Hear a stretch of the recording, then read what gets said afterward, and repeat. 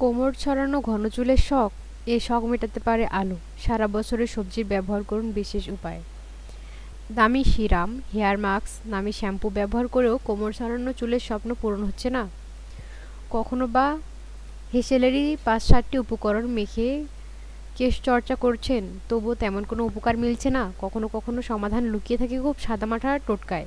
ঘরোয়া কৌশলী প্রয়োগ করুন, তবে এক্ষেত্রে প্রয়োজন এমন এক সবজি যা সবার ঘরে ঘরে পাওয়া যায়। সারা বছর এই সবজি বাজারে লভ্য, আর তা হলো আলু। চুলের গোড়ায় রক্ত সঞ্চালন বাড়িয়ে নতুন চুল গজাতে সাহায্য করতে পারে, কিন্তু কিভাবে ও কতবার ব্যবহার করতে হবে সেটিও জেনে নেওয়া প্রয়োজন। কিভাবে আলুর রস তৈরি করবেন? দুটি মাঝারি আলু ভালো করে ধুয়ে খোসা ছাড়ান। আলুগুলি গ্রেটারে ঘষে নিন অথবা ছোট ছোট করে কেটে মিক্সারে বেটে নিন।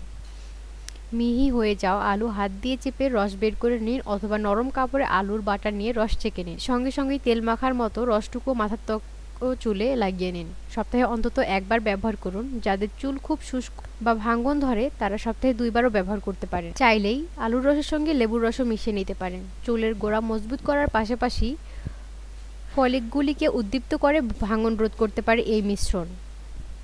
কেন আলুর রস এত উপকারী?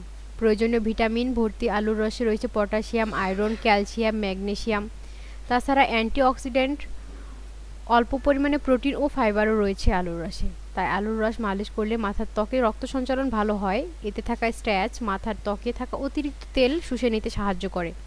ফলে ফলিকগুলি নিঃশেষ হয়ে যাওয়ার সুযোগ পায় এবং নতুন চুল গজানোর গতি বেড়ে যায়। তেল শোষণের পাশাপাশি শুষ্কতাও রোধে কাজে লাগে আলু।